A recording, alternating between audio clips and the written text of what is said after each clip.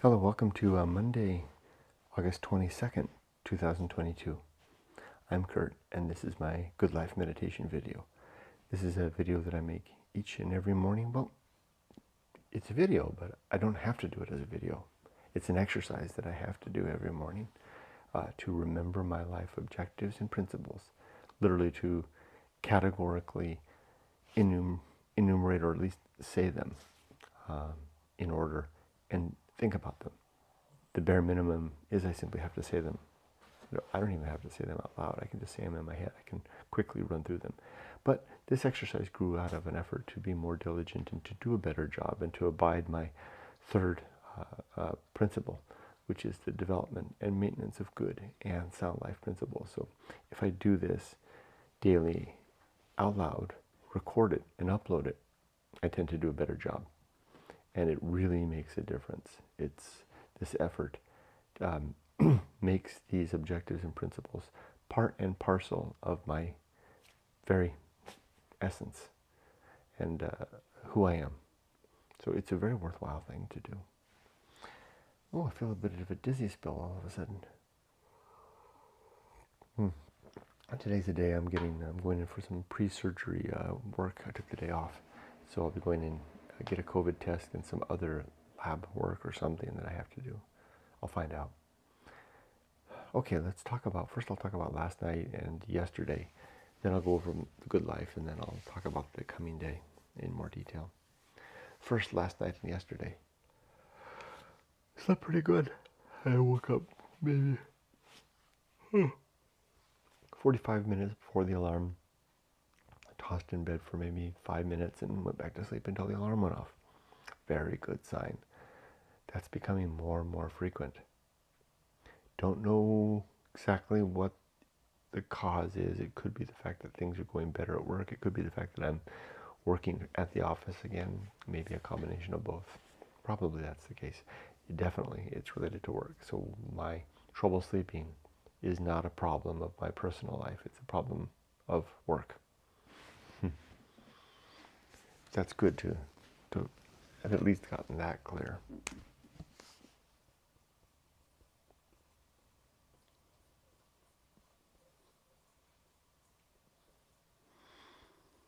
Okay, yesterday was a fun day.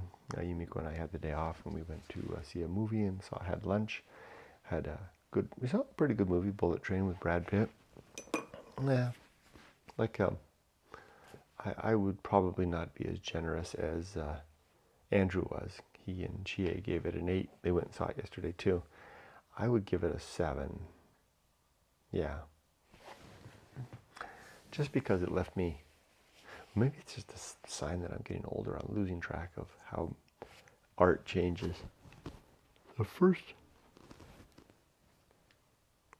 30 minutes really left me shaking my head of that. The first 30 minutes of that movie really left me shaking my head, but it got better. Yumiko said it was intended to be that way. She thought that was intentional. They should have had more sound effects and music where things were quiet. I don't have way too much violence. At least I was okay with me, but it kind of upset my wife. She didn't like that kind of violence, so I think the word is gratuitous.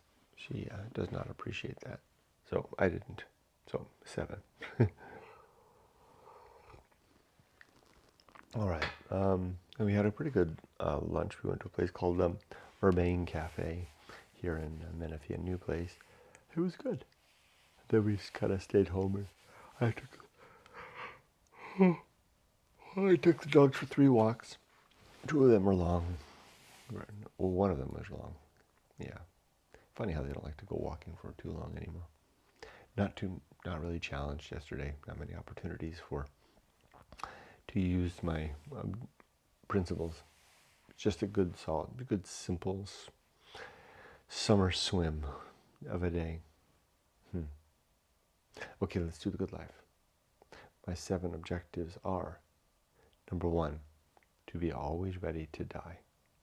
To have my life's work, my relationships, and my affairs in order. And I think they are. I have one thing I need to do finance-wise. I just remembered. I need to set up the something related to Emily's college. I forgot. I meant to do it. Well, it's not that I'm late. I was going to do it this week, and it's 4:42 a.m. on a Monday. So I guess I'm not late. I'll do it this morning. I had all week to do it. 2 is to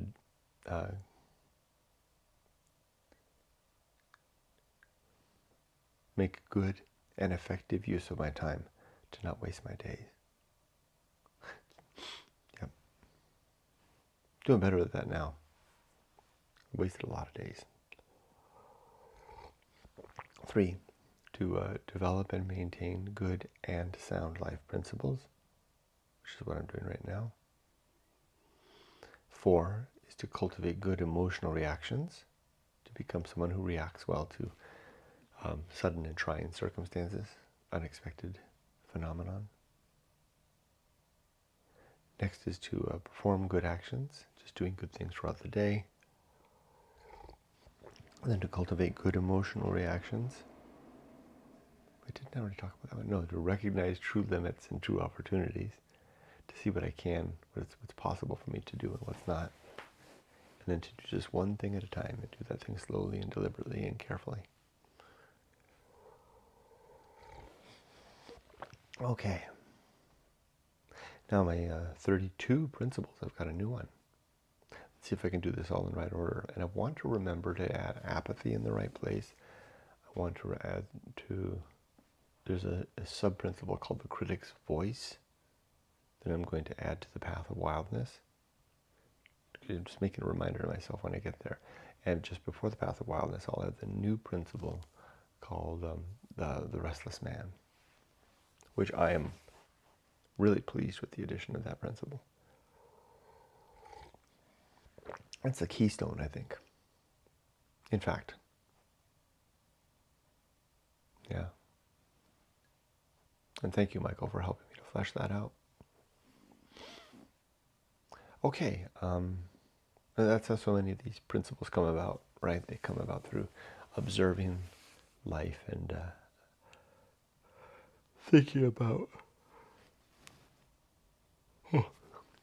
thinking about how I handle things, and how I've listened to other people describe how they've handled things, and look for the commonalities,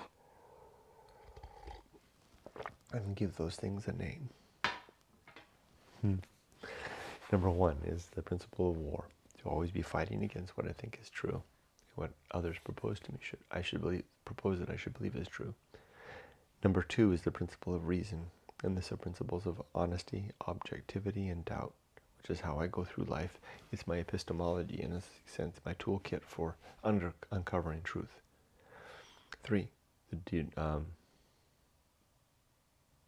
principle of, I was wrong a long time ago. I said number 3 was the principle of developing and maintaining good and sound life principles. That's not true. That's an objective. Third principle is the homunculus. Sorry, I was cleaning house there. The homunculus is my substitute for a soul. It's the little mortal thing that lives inside my head and peeks out behind my eyes. Not really, but you get the idea. And then the Anchorhold follows that, which is the fact that the homunculus is trapped within me. It won't escape.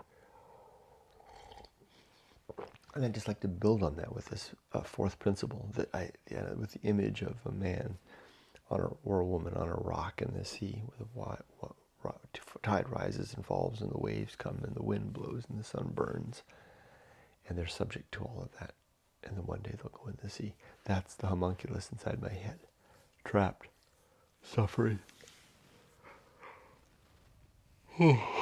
ultimately living and dying alone. Next is the home of good and evil. Right and wrong don't exist out in the universe without a sentient being to think about it. Right and wrongs are opinions that we have. They're not absolute. Next is the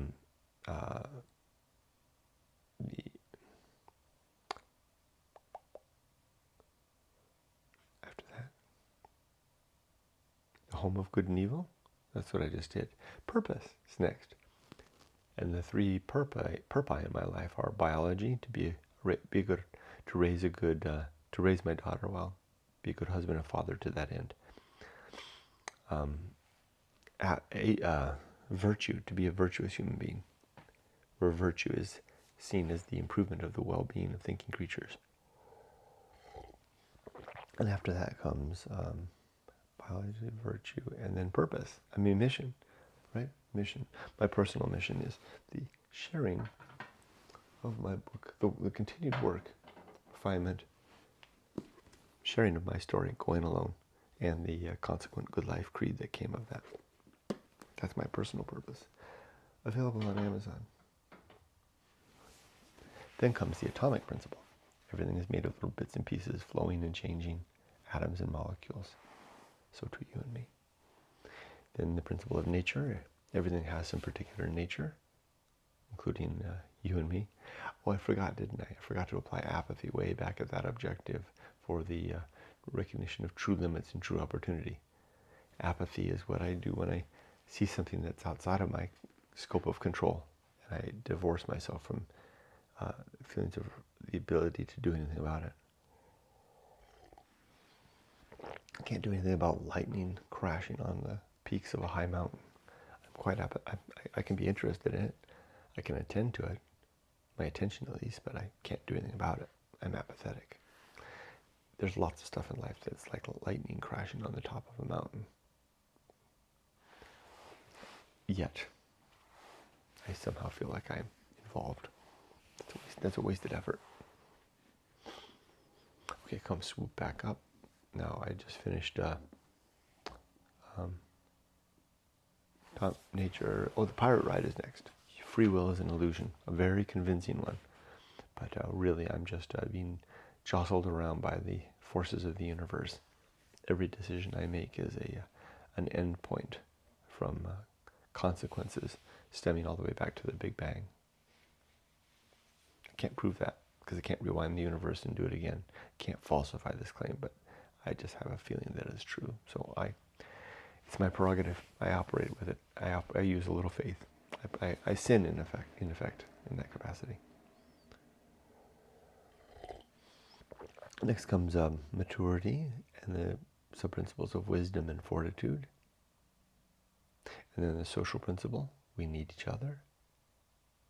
And then public speaking, a reminder to be very careful about what I write and what I say, to use few words and carefully chosen words and deliberate words. And then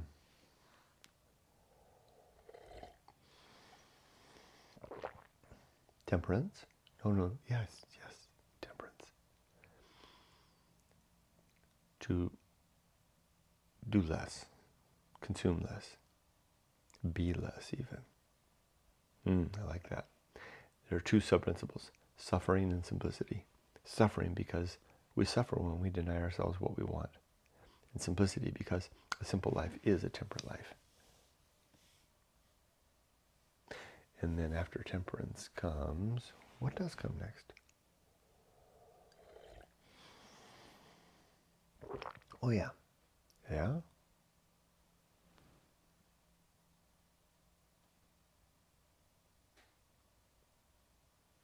Damn. Suddenly I can't remember what comes after temperance.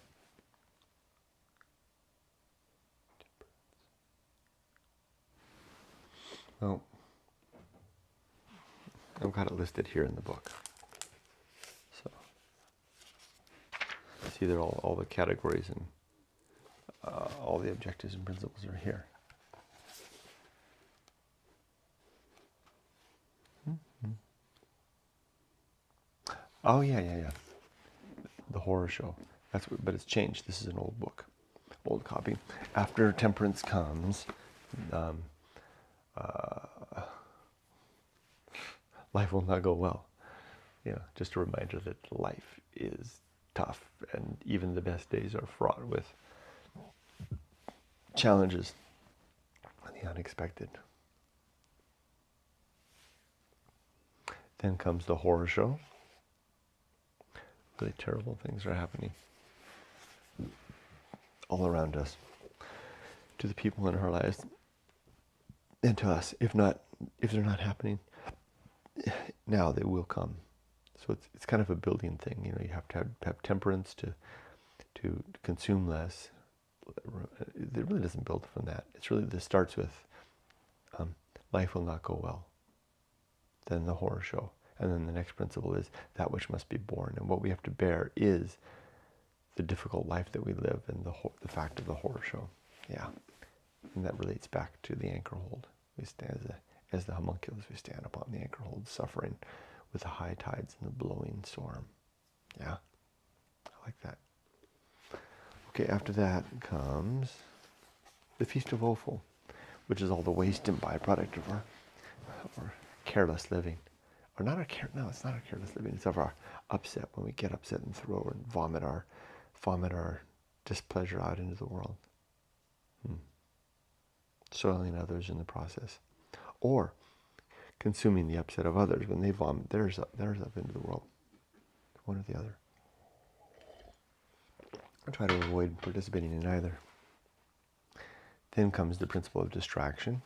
We distract ourselves with all the stuff that we do, our work and our play and our families and our homes and our hobbies and our gods. Because we don't want to see the great indifference, which is the next principle after that. Then comes the best. It's kind of helpful to use this, although they're not all in here. Like I said, this is an old book. Then comes the best seat in the house, to not want to be anyone else, be anywhere else, or be doing anything else, but to be okay with who I am, where I am, and what I'm doing. Then the Path of Wildness. That's a way to push forward into and through new life. Don't I have a new principle? Isn't this where I added it? This is where using the book isn't helping. Because I'm currently in a state where the new stuff's in my head, not in the book. What's in the book, but it's not an old copy like this. So after the distraction, then the path, then the agency and the great indifference. Then comes, wow, my brain's just not holding it together this morning. What is next after that? The best seat in the house. Then comes, this is where the new one is, right? What do I call it? What did I call it?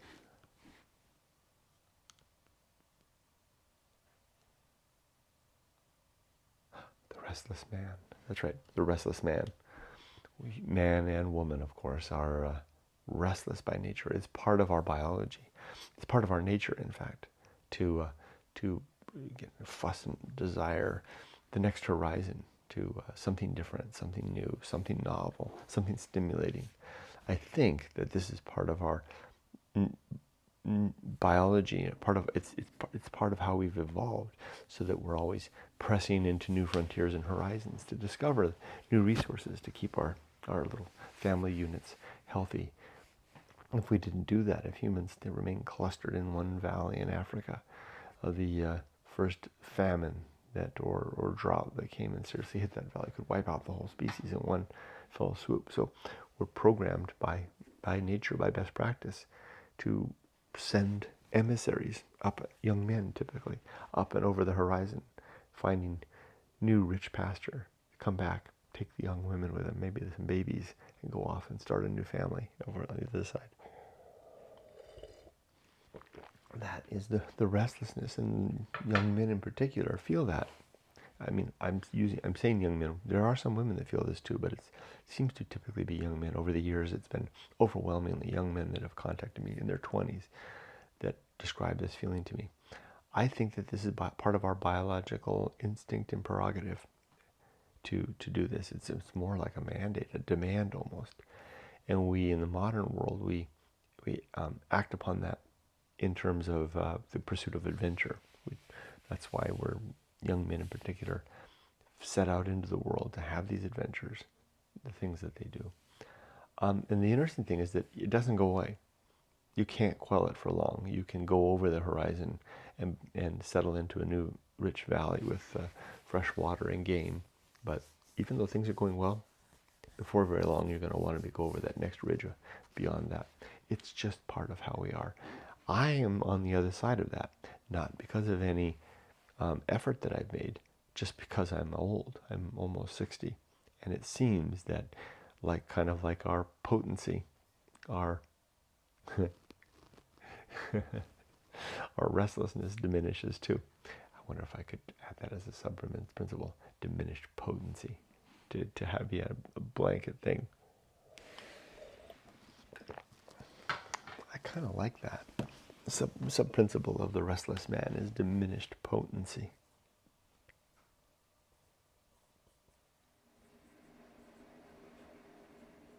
And it's been a rich season for harvesting principles, sub-principles. Huh. Okay, that's what that one. After that new principle, and I'm really pleased with that. Like I said, I think that's the keystone. That's the thing that bridges this whole thing of all these. If each of these principles were a little stone, that one right there, the Restless Man, is the keystone, because it speaks to the condition that so many of us find ourselves in. Not all, but a lot of us find ourselves in through our young adult life. I don't know any way to deal with it. Well, the other way you can deal with it is to heed it, right? To have those adventures. That's how I did it. I made an agreement with my girlfriend then and wife now that every 2 weeks I'd head off into the wilderness, and I did that for decades, and it did help. That's how I became softypapa. But I don't really do it anymore. Like I said, diminished potency. I'm not as interested anymore. Yeah. And it's kind of a blessed relief. Truly it is. Okay, after that comes, that's called the Restless Man, comes the Path of Wildness. That's a way to off-ramp from one life into another, from one mountain valley over the hills to the next mountain valley. And then the Great Life Adventure is the experience that comes of that, the stories that you get to tell. If you become a person that does climb over mountains to new valleys, you get something of that. You get stories, you get experiences, you get a Great Life Adventure. The Season of Philosophy is next, is that right?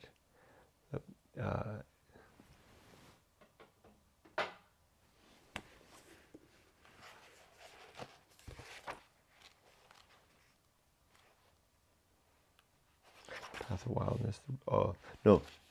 Wow. Way off base. The risk of avoiding risk. There's the deep level risk and the surface level risks of life. The deep risk is not attending to that urge to go over the mountain. You'll pay a price for that if you don't do that.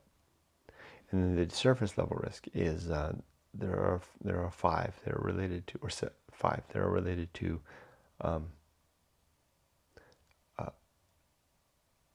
safe and sane, education, career, home, family, and security. It's tough to do both. It's tough to have the adventures and attend to the surface level stuff. Then comes sin and damnation. There are 7 sins in my worldview related to believing things that are untrue, or being untrue, or being a gossip. And then complete oblivion. After we're dead, there's nothing to follow. We're just gonna die, be gone forever. We're not going to reconcile. We're not going to reunite with the loved ones in heaven, because there isn't any heaven, nor a hell.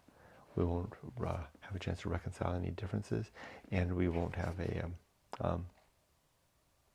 there won't be any final justice. People get away with their crimes when they die, kind of. They're dead, so there's that. Then comes the Season of Philosophy, time to record what we've learned along the way, and then the bullseye aim, shooting for the mark but missing. The uphill climb, steadily trudge, up, arena and utility. I think I can get to the end now. Arena and utility. Life is an arena for the development and maintenance of our principles, which are like tools on a tool belt. And then nothing is enough. A suggestion that much less is better. Even nothing maybe is fine. And then finally, the principle of fun. A reminder to enjoy now. Enjoy anticipating tomorrow. And enjoy remembering yesterday. Whew, I made it. That's my good life creed, as complex as it's become. I'll get it all straightened out.